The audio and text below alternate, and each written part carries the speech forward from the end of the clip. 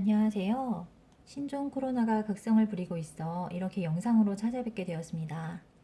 저는 수원중앙심리교육 출석하고 있으며 현재 고등학교에서 전문상담교사로 근무하고 있는 한은경입니다.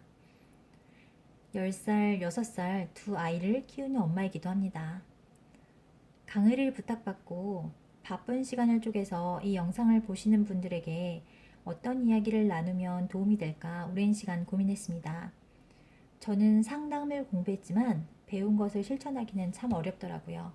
그래서 다시 육아서를 뒤적이게 되었고 부모 교육도 듣게 되었습니다. 그 과정에서 저에게 실제적으로 도움이 되었던 몇 가지를 나누면 좋을 것 같다는 생각을 했습니다. 먼저 뇌 이야기부터 좀 해볼게요. 미국의 신경생리학자 맥린 박사가 1970년대에 뇌가 3층 구조로 되어 있다는 주장을 했는데요. 그에 따르면 인간의 뇌는 파충류의 뇌, 포유류의 뇌, 이성의 뇌 이렇게 세 분야로 구성되어 있다고 합니다. 뇌의 가장 아래에 있는 파충류 뇌는 도마뱀과 같은 파충류들의 뇌와 유사한 화학 체계와 구조를 가졌기 때문에 붙여진 이름이라고 합니다. 이 뇌를 구성하는 뇌관은 생존에 꼭 필요한 기능인 호흡, 체온 조절, 심장 박동, 배고픔 등을 담당합니다. 이 그림에서 보시면 녹색 부분이 바로 파충류의 뇌입니다. 중간에 위치한 보라색 부분으로 표시된 포유류의 뇌는 다른 포유류들과 유사한 화학 체계와 구조를 가졌기 때문에 붙여진 이름인데요. 중간에 위치한 편도체의 주요 기능 중 하나는 우리가 경험하는 기쁨, 슬픔, 분노, 불쾌 같은 감정의 의미를 해석한다고 합니다. 그리고 특별히 공포와 두려움을 감지하는 핵심 중추라고 합니다. 뇌의 맨 윗부분에 위치한 이성의 뇌는 사람에게만 가장 발달한 영역입니다. 특히 이 부분에 있는 전전두엽은 사람을 다른 동물들과 명확하게 구분해주는 우리 뇌의 사령탑 역할을 합니다. 이성적인 사고, 의사결정, 주의집중, 정서조절 같은 고차원적인 정신활동을 담당하죠. 인간이 의식을 가지고 자신의 생각과 행동을 주관할 수 있는 것은 이 전전두엽의 역할 때문입니다. 아이들은 이 분홍색으로 표시된 상위뇌가 성숙해질 때까지 시간이 필요하다고 해요. 상위뇌인 전두엽은 초등학교 4, 5학년 때쯤에 가완성이 돼서 책을 읽고 숙제를 하고 거짓말을 하면 안 된다는 것을 알고 부모님의 말을 듣는 등의 일이 가능해지는데요. 이렇게 가완성된 뇌는 빠르면 초등학교 5, 6학년, 늦어도 중학교 1, 2학년 때 사춘기에 접어들면서 대대적인 리모델링에 들어갑니다. 더 큰 세상을 살기 위해서 더 큰 생각의 집을 짓기 시작합니다. 가끔 사춘기 중학생이 유치원생보다 더 유치해 보여서 혹시 퇴보한 건 아닐까? 걱정스러울 때가 있으시죠. 뇌의 발달 과정 때문이라고 합니다. 그렇다면 상위 뇌의 발달 과정은 몇 살까지 이루어질까요? 여자는 20대 중반, 남자는 20대 후반까지 이루어진다고 합니다. 꽤 늦게까지 이루어지죠. 이 말인즉슨 어쩔 수 없이 하위 뇌의 충동과 감정 체계에 아이들이 쉽게 영향을 받는다는 뜻이기도 합니다. 아이들이 일부러 그러는 것이 아니라 아직 상위 뇌가 미숙하기 때문이죠. 이 사실을 부모님들이 아시는 것과 모르시는 것에는 상당한 차이가 있습니다. 아이를 대하는 마음가짐이 달라지더라고요. 최소한 이 아이가 일부러 그러는 게 아니다. 다만 뇌가 발달하고 있는 과정에 있기 때문이다 라는 것만 상기해도 육아를 할 때 화가 나는 일이 많이 줄게 되더라고요. 자, 겨울왕국2 영상을 준비했는데 잠깐 보고 가실게요.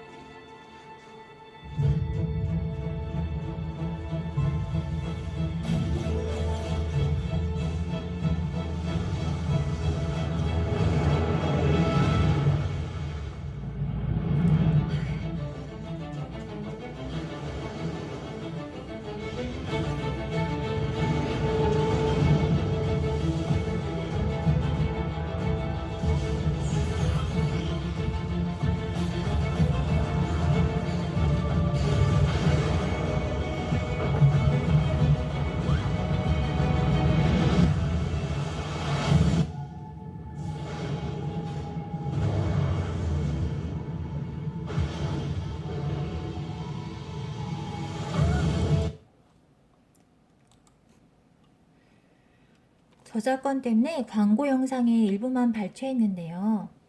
이 장면이 하이라이트라고 느껴집니다.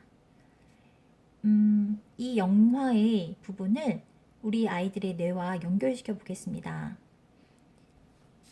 아까 보여드렸던 파충뇌와 포유뇌를 합쳐서 하위뇌라고 하고요. 이성뇌를 상위뇌라고 해볼게요. 분홍색에 해당하는 상위뇌를 엘사라고 생각해 보면 상위뇌는 엘사는 바다를 건너는 미션을 수행하려고 합니다. 그런데 바다는 거칠게 파도가 치고 만만치가 않습니다. 말도 튀어나오고요. 이 거친 파도와 말을 하위뇌에서 느끼는 감정이나 욕구라고 해보자고요. 엘사가 파도가 치고 말이 튀어나왔을 때 어떻게 다뤄야 할지 몰라서 처음에 엄청 당황합니다. 얼려서 없애버리려고도 해요. 그런데 이 바다, 즉 하위뇌에서 느끼는 감정이나 욕구는 무척 힘이 셉니다. 없앤다고 무시한다고 사라지지 않습니다. 영화를 보신 분들은 아시겠지만 엘사는 결국 말의 고삐를 잘 묶어서 말의 에너지를 적절하게 통제해서 자신이 가고자 하는 방향으로 나아갑니다. 상위뇌가 하위뇌를 다루는 치열한 과정이라고 보시면 될 것 같아요. 우리 아이들의 머릿속에서 이렇게 거친 파도가 치고 통제 안 되는 말이 뛰어다닌다고 생각해 볼게요. 이제는 아이가 화를 낼 때 이 영상을 떠올려 보시면 아이에게 조금 덜 화가 나실 것 같아요. 노력하고 있는 엘사의 모습, 즉 아직 미완성되었지만 상황을 본인 수준에서 해결해 보려고 노력하는 상인의 모습을 떠올려 보세요. 아이가 자신의 충동과 감정에 따라 떼를 쓰고 말썽을 피울 때는 아이의 행동은 하위뇌가 주도하고 있습니다. 그런데 아이의 상위뇌는 아직 하위뇌를 다룰 능력이 안 되는 거죠. 그래서 노력하고 있는 과정인 거예요. 그럼 어떻게 해야 될까요? 맞습니다. 시행착오를 겪으면서 연습을 해야겠죠. 그런데 이때 부모가 파도의 이름은 뭔지, 이 말이 나타나면 고삐는 어떻게 잡는지 알려주는 작업을 해주면 도움이 됩니다. 그러면 아이는 안심이 됩니다. 부모가 인내심이 많은 가이드가 되어야 하는 거죠. 우리가 병원에 갔을 때 다음 단계에 무슨 일이 벌어질지 차분하게 설명해주는 의사나 간호사가 있으면 왠지 마음이 편해지는 거랑 비슷한 것 같아요. 감정에 단어를 붙여주면 분홍색 상위뇌가 활동을 시작한다고 합니다. 다음번에 같은 감정을 느껴도 점점 능숙하게 대처할 수 있게 되겠죠. 요즘 청소년들이 쓰는 감정 단어가 한정되어 있어요. 화가 나도 짱나, 걱정돼도 짱나, 두려워도 짱나, 아파도 짱나. 이렇게 뭉뚱그려진 단어는 감정을 정확하게 인지하지 못하게 합니다. 혼란스럽죠. 그래서 감정 단어를 적어놓고 아이와 이야기해보는 것도 좋은 방법입니다. 인터넷을 검색해 보시면 이렇게 감정 단어들만 모아놓은 파일들이 있으니까 참고하시면 좋을 것 같아요. 저는 감정 카드라는 것을 쓰는데요. 아이와 해보면 속이 좀 시원하다는 표현을 하더라고요. 감정이 좀 가라앉을 때쯤에 아이에게 이야기할 수 있는지 물어보고 자신의 느낌에 맞는 감정 카드를 골라보라고 합니다. 지금은 어떤 느낌인지, 그리고 그 감정 카드를 같이 읽어보고 왜 그런 감정이 느껴졌는지 이야기해보는 시간을 갖는 것만으로도 아이는 편안해집니다.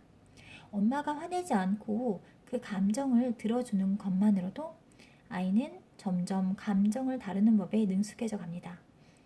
평소에 아이가 편안한 상황일 때 함께 감정 카드로 노는 것도 좋은 방법인 것 같습니다.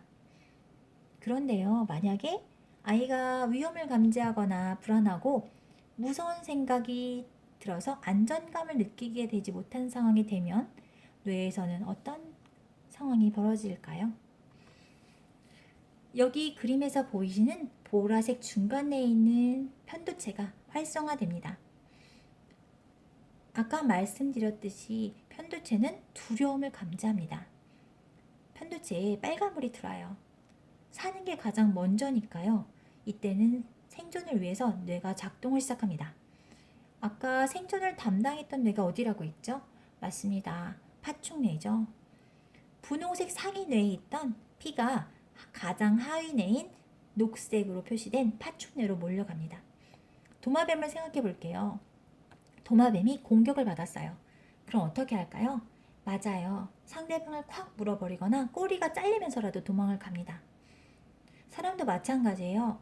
싸우기 아니면 도망가기 반응을 통해서 내 모든 능력을 안전 확보에 집중하도록 합니다. 상위 뇌까지는 피를 보낼 여력이 없습니다. 그럼 이성적인 사고, 의사결정, 주의 집중, 정서 조절이 제대로 될 수 있을까요? 아니겠죠. 싸우거나 도망치기도 하고 얼어붙는 모습을 보이기도 합니다. 이런 상태의 사람에게 말을 건다는 건 도마뱀 수준의 뇌에게 말을 걸고 있는 셈이라고 보시면 됩니다. 문제가 어려워서 못 풀고 있는 아이에게 야단을 치면 점점 더 아이는 문제를 풀기 어려워지는 것과 마찬가지겠죠. 그럼 아이와 이성적으로 대화를 하기 위해 가장 필요한 건 무엇인지 이제 감이 오시죠? 비단 아이뿐 아니라 사람과 이성적인 대화를 나누고 싶다면 맞습니다. 안정감이 필요해요. 그래야 상위뇌까지 피가 전달이 되죠. 공부도 상위뇌가 발달해야 할 수 있는 거잖아요.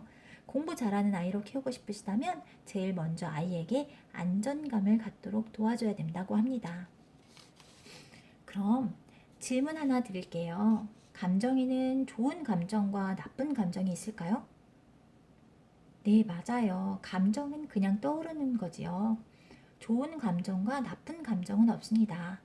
아이에게 우리가 알려줘야 할 일은 모든 감정은 다 생길 수 있고 정상이라는 겁니다. 그럼 행동에는 좋은 행동과 나쁜 행동이 있을까요? 네, 맞아요. 좋은 행동과 나쁜 행동이 있죠. 그래서 아이에게 우리는 감정 자체가 문제가 아니라 감정에 반응하는 방식이 문제를 일으킨다. 그것을 예의 바르게 알려줄 필요가 있습니다. 가출해서 자살을 시도한 아이가 있었어요. 아이가 아빠한테 소리를 지르고 엄청 반항을 했대요. 잘못된 행동이죠. 그런데 화가 난 아빠가 소리를 지르면서 나가 죽으라고 했다고 합니다. 그래서 나와서 자살을 시도했대요. 아빠를 만나서 여쭤봤어요. 아이한테 들으니 나가 죽으라고 하셨다면서요? 아이 아빠가 말씀하셨어요. 화가 나면 무슨 소리를 못합니까? 그럴 수 있어요. 그런데 아이에게 화가 나더라도 옳은 행동으로 표현할 수 있도록 가르치려면 부모가 먼저 화를 옳은 행동으로 대처하는 모습을 보여줘야 하는 것 같아요. 참 힘든 일이지만 부모가 롤모델이 되어줘야 해요. 아까 영상에서 보신 것처럼 날뛰는 감정의 말을 다루는 방법을 아이들은 주로 부모의 모습에서 많이 배우거든요. 요즘 제일 이슈인 인물이 봉준호 감독이죠. 수상소감을 너무 멋있게 해서 시상식장에 있는 사람들을 전부 기립시켰어요. 그가 말했습니다. 가장 개인적인 것이 가장 창의적인 것이다. 사람에게 있어서 가장 개인적인 게 뭘까? 감정인 것 같아요. 이 감정은 아까 영화에서도 나온 파도나 말처럼 자신의 의지와 상관없이 마구 일어납니다. 이 감정이라는 것이 비판받지 않고 온전히 수용되는 경험을 할 때 아이들은 자신을 신뢰할 수 있게 돼요. 내가 이렇게 느껴도 되는구나. 이렇게 느껴도 비정상이 아니구나 라고요. 대신에 이 감정을 올바른 방식으로 표현할 수 있다는 걸 배우면 됩니다. 자기 신뢰가 있어야 안전감이 생기고 내 방식대로 무언가를 만들어 나갈 수 있습니다. 그때 만들어진 작품이 창의적인 작품이 되는 것 같아요. 나를 믿어야 세상에 나갈 수 있는 힘이 생기거든요. 그리고 신기하게도 상담실에서 그렇게 부모 욕을 하는 아이들도 누구한테 지금 이 순간 가장 수용받고 싶은지 물어보면 부모라고 대답을 하는 아이들이 많이 있었습니다. 그런데 부모가 돼 보니 아이의 감정을 있는 그대로 받아주는 것이 참 어렵더라고요. 고민을 많이 했어요. 왜 이렇게 화가 날까? 이 화의 이면에는 많은 감정이 있더라고요. 어떤 상황에서는 아이가 3살 버릇 8까지 간다는데 이 모습이 계속될까봐 불안하기도 했고요. 어떤 상황에서는 아이의 모습이 저의 모습인 것 같아서 수치스럽기도 했습니다. 또 어떤 때는 제 부모님과의 사이에서 해결되지 않았던 감정이 튀어나와서 당황스럽기도 했어요. 그래서 나를 알아가기 위해서 상담도 받고 책도 읽으며 많은 시간을 보내야 했습니다. 여기에 계신 부모님들께서도 잘하고 계시겠지만 혹시나 아이와의 관계에서 유난히 화가 많이 나고 감정적으로 힘든 분이 계시다면 자신을 돌아볼 시간이라는 신호일 수도 있다는 말씀을 드리고 싶습니다. 아이 때문이 아니라 아이 덕분에 내가 나를 돌아볼 기회를 갖게 되는 거죠. 제가 그동안 육아를 하면서 도움받았던 기관들인데 혹시 도움이 되실까 싶어서 올려보았습니다. 수원시 건강가정지원센터는 녹산문고 건너편 옛 중동파출소 근처에 있는 곳인데 수원시에서 운영하는 무료 상담인 곳입니다. 10회기 정도 개인 상담이 가능하니 많은 도움이 되실 것 같습니다. 이곳에 심리극이 가끔 열리는데요. 심리극장 청자다방의 최대원 박사가 두세 달에 한 번 정도 심리극을 수원시 건강가정지원센터에서 무료로 진행하게 되었습니다. 하는 것을 알게 되었습니다. 심리극을 통해서 자신과 타인의 모습을 보고 삶을 돌아볼 수 있는 계기를 가져보시면 좋을 것 같아서 심리극장도 써보았습니다. 경기도 청소년 상담센터 또한 자녀에 대해서 상담받거나 자녀의 상담을 의뢰할 수 있는 곳인데요. 대부분 무료로 진행되니까 활용하시면 좋을 것 같아요. 그리고 하이브 가족상담센터는 저희 교회의 남동우 교수님께서 운영하시는 곳입니다. 가족 상담이 필요하시면 이곳도 이용해 보시면 좋을 것 같아서 적어봤습니다. 제가 추천해 드리고 싶은 책입니다. 이 강의 제목이기도 하고요. 저에게 많은 격려의 메시지를 주었던 아이와 함께 자라는 부모 소아정신과 의사 서천석의 책인데요. 부모들에게 채찍질하는 메시지가 아닌 격려하는 메시지로 차 있는 따뜻한 책입니다. 육아가 힘드실 때 읽어보시면 많은 힘이 되실 것 같습니다. 부모의 말 한마디, 행동 하나가 아이를 바꾼다도 아까 말씀드렸던 남동훈 교수님께서 쓰신 책인데요. 육아를 하시다 지칠 때 한 번씩 읽어보시면 큰 도움이 되실 것 같습니다. 부모가 된다는 건 참 어려운 일인 것 같습니다. 아이 덕분에 꼭꼭 숨겨놓았던 감정이 홀딱 뒤집혀 나오기도 하고 나의 나쁜 습관을 지적하는 아이를 보면서 뜨끔하기도 합니다. 말로 하는 건 쉬운데 살아내려니 참 쉽지가 않아요. 아이를 키우며 저는 저를 인내하고 기다려주시는 하나님의 마음을 조금씩 아주 어렴풋이 알 것 같다는 생각도 합니다. 아이를 위해서가 아니라 아이와 함께 조금씩 천천히 자주 그리고 안 되면 다시 노력하면 되지 않을까 생각합니다. 우리 함께 격려하며 육아의 길을 걸어보면 좋을 것 같습니다. 그러다 보면 어느덧 아이와 함께 성장한 나의 모습을 발견할 수 있을 것 같습니다. 귀한 시간 내주셔서 감사합니다. 건강하세요.